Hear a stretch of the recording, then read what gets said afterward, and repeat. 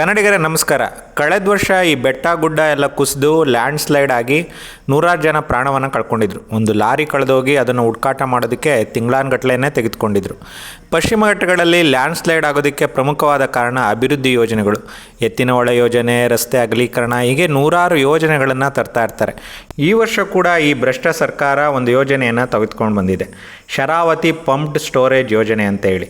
ಶರಾವತಿ ನದಿ ನೀರು ಏನು ಹರಿತಾ ಇದೆ, ಇದನ್ನು ಹಿಮ್ಮುಖವಾಗಿ ಹರಿಸಿ ಅಲ್ಲಿ 2000 ಮೆಗಾವ್ಯಾಟ್ ವಿದ್ಯುತ್ತನ್ನು ಉತ್ಪಾದನೆ ಮಾಡುವಂಥ ಯೋಜನೆ. ಈ 2000 ವಿದ್ಯುತ್ ಮೆಗಾವ್ಯಾಟ್ ಏನು ವಿದ್ಯುತ್ತನ್ನು ಉತ್ಪಾದನೆ ಮಾಡಬೇಕು ಅಂತ ಅಂದ್ಕೊಂಡಿದ್ದಾರೆ, ಅದನ್ನು ಉತ್ಪಾದನೆ ಮಾಡೋದಕ್ಕೆ ವೆಚ್ಚ ತಗಲೋದು ಕೂಡ ಅಷ್ಟೇ ಪ್ರಮಾಣದ್ದು. ಇವರು ವಿದ್ಯುತ್ ಉತ್ಪಾದನೆ ಮಾಡೋದು ಕೂಡ ಅಷ್ಟೇ ಪ್ರಮಾಣದ್ದು. ಅಂದರೆ ಸುಮಾರು ಒಂದು 500 ಮೆಗಾವ್ಯಾಟ್ ಜಾಸ್ತಿ ಉತ್ಪಾದನೆ ಮಾಡ್ತೀವಿ ಅಂತ ಹೇಳ್ತಾ ಇದ್ದಾರೆ. ಇದಕ್ಕೆ ಪ್ರಮುಖವಾಗಿ ಯೋಜನೆ ತರೋದಕ್ಕೆ ಪ್ರಮುಖವಾದ ಕಾರಣ ಅಂತಂದರೆ ಇದಕ್ಕೆ 10,000 ಕೋಟಿ ಅಷ್ಟು ಹಣವನ್ನು ಮೀಸಲಿಟ್ಟಿರೋದು. ಈ 10,000 ಕೋಟಿ ಯೋಜನೆ ಪೂರೈಕೆ ಆಗೋದ್ರೊಳಗಡೆ 40,000 ಕೋಟಿ ಆದರೂ ಕೂಡ ಏನು ಅನುಮಾನನೇ ಬರಬೇಕಾಗಿಲ್ಲ. ಸುಮಾರು 16,000 ಮರಗಳು ಕಡಿತೀವಿ ಅಂತ ಹೇಳ್ತಾ ಇದ್ದಾರೆ ಈಗ ಮುಖ್ಯವಾಗಿ.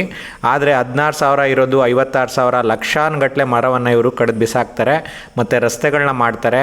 ಒಟ್ಟಿನಲ್ಲಿ ಇಲ್ಲಿ ಪಶ್ಚಿಮ ಘಟ್ಟದಲ್ಲಿನ 100 ಎಕರೆ ಕಾಡನ್ನು ನಾಶ ಮಾಡಿ ಇಲ್ಲಿನ ಜೀವ ವೈವಿಧ್ಯತೆಯನ್ನು ನಾಶ ಮಾಡ್ತಾರೆ. ಇಲ್ಲಿರುವಂಥ ಸಿಂಗಳಿಗಳಾಗಿರ್ಬೋದು, ಅನೇಕ ಪ್ರಾಣಿ ಪಕ್ಷಿಗಳಾಗಿರ್ಬೋದು, ಅವುಗಳ ವಾಸಸ್ಥಾನವನ್ನು ನಾಶ ಮಾಡಬೇಕು ಅಂತೇಳಿ ಇವರು ಉದ್ದೇಶವನ್ನು ಇಟ್ಕೊಂಡಿದ್ದಾರೆ.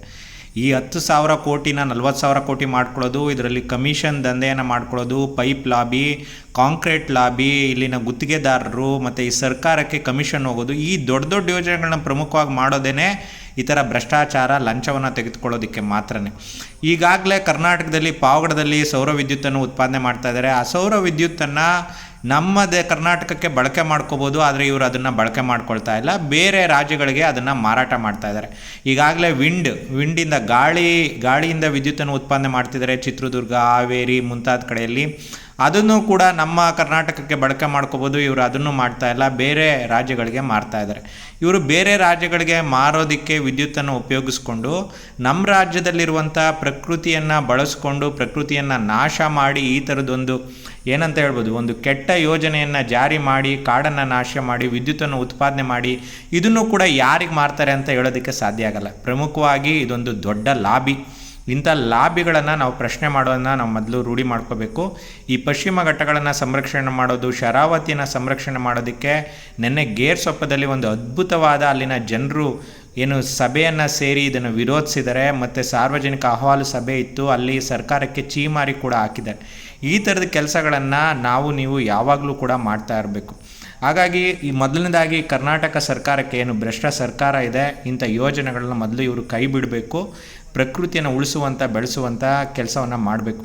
ಅರಣ್ಯ ಇಲಾಖೆಯವರಂತೂ ಇಂಥ ಯೋಜನೆಗಳು ಬರಲಿ ಅಂತಲೇ ಕಾಯ್ತಾ ಇರ್ತಾರೆ. ಯಾಕೆಂದರೆ ಅವ್ರಿಗೆ ಅರಣ್ಯ ಇಲಾಖೆಯಲ್ಲಿರುವಂಥ ಅಧಿಕಾರಿಗಳಿಗೆ ತಿನ್ನೋದಕ್ಕೆ, ತೇಗೋದಕ್ಕೆ, ಲಂಚ ಹೊಡೆಯೋದಕ್ಕೆ, ಕಮಿಷನ್ ಹೊಡೆಯೋದಕ್ಕೆ ಇಂಥ ಯೋಜನೆಗಳು ಪ್ರಮುಖವಾಗಿ ಕಾರಣ ಆಗುತ್ತೆ. ಹಾಗಾಗಿ ಇದೊಂದು ದೊಡ್ಡ ಭ್ರಷ್ಟಾಚಾರದ ಯೋಜನೆ. ಕಾಡನ್ನು ನಾಶ ಮಾಡೋದಕ್ಕೆ, ಜೀವವೈವಿಧ್ಯತೆಯನ್ನು ನಾಶ ಮಾಡೋದಕ್ಕೆ, ಕೊನೆಗೆ ಶರಾವತಿ ನದಿಯನ್ನೇ ನಾಶ ಮಾಡೋದಕ್ಕೆ ಉಟ್ಕೊಂಡಿರುವಂಥ ಯೋಜನೆ. ಇಂಥ ಯೋಜನೆಯನ್ನು ನೀವು ವಿರೋಧಿಸಬೇಕು. ಜೊತೆಗೆ ಇನ್ನು ಕರ್ನಾಟಕದಲ್ಲಿ ಏನು ವಿದ್ಯುತ್ ಉತ್ಪಾದನೆ ಆಗ್ತಾ ಇದೆ ಬೇರೆ ಬೇರೆ ಮಾರ್ಗಗಳಿಂದ, ಆ ವಿದ್ಯುತ್ತನ್ನು ನಮ್ಮ ಕರ್ನಾಟಕಕ್ಕೆ ಮೊದಲು ಉಪಯೋಗ ಆಗಲಿ ಅಂತೇಳಿ ನಾವು ಬೇಡಿಕೆಯನ್ನು ಇಡಬೇಕು. ಜೊತೆಗೆ ಇಲ್ಲಿರುವಂಥ ಪ್ರಕೃತಿಯನ್ನು ಉಳಿಸುವಂಥ ಮತ್ತು ಬೆಳೆಸುವಂಥ ಕೆಲಸವನ್ನು ಮಾಡಬೇಕು. ಈಗಾಗಲೇ ಹವಾಮಾನ ಬದಲಾವಣೆಯಿಂದಾಗಿ, ಕ್ಲೈಮೇಟ್ ಚೇಂಜಿಂದಾಗಿ ಇವತ್ತು ನೀವು ನೋಡ್ತಾ ಇರ್ಬೋದು, ವಿಪರೀತ ಮಳೆ ಬರ್ತಾ ಇದೆ, ಜೊತೆಗೆ ಮಳೆನೇ ಬರ್ತಾ ಇಲ್ಲ. ರೈತರು ಕೃಷಿ ಭೂಮಿಯಲ್ಲಿ ಬಿತ್ತನೆ ಬೀಜ ಮಾಡೋದಕ್ಕೂ ಆಗಿಲ್ಲ, ಇವಾಗ ಬೆಳೆ ಬೆಳೆಯೋದಕ್ಕೂ ಸಾಧ್ಯ ಆಗಿಲ್ಲ. ಈ ವರ್ಷ ಅಂತೂ ಅನೇಕ ಸಮಸ್ಯೆಗಳನ್ನ ಎದುರಿಸ್ತಾ ಇದ್ದಾರೆ. ಹಾಗಾಗಿ ಇಂಥ ದೊಡ್ಡ ಕಾಡು ಅರಣ್ಯವನ್ನು ನಾಶ ಮಾಡುವಂಥ ಯೋಜನೆಗಳನ್ನ ಮೊದಲು ನಾವು ಬಹಿಷ್ಕಾರ ಮಾಡಬೇಕು. ಹಾಗಾಗಿ ಕರ್ನಾಟಕ ಸರ್ಕಾರ ಈ ಯೋಜನೆಯನ್ನು ಏನು ಜಾರಿ ತರ್ತಾ ಇದೆ, ನೀವು ಕೂಡ ಇದಕ್ಕೆ ಕಾಮೆಂಟ್ ಹಾಕಿ ಮತ್ತು ಸರ್ಕಾರವನ್ನು ನೀವು ಸೇರಿ ಒತ್ತಾಯ ಮಾಡೋಣ. ಈ ಯೋಜನೆ ನಮಗೆ ಬೇಡ ಅಂತ ನಾವು ಕೇಳ್ಕೊಳ್ಳೋಣ.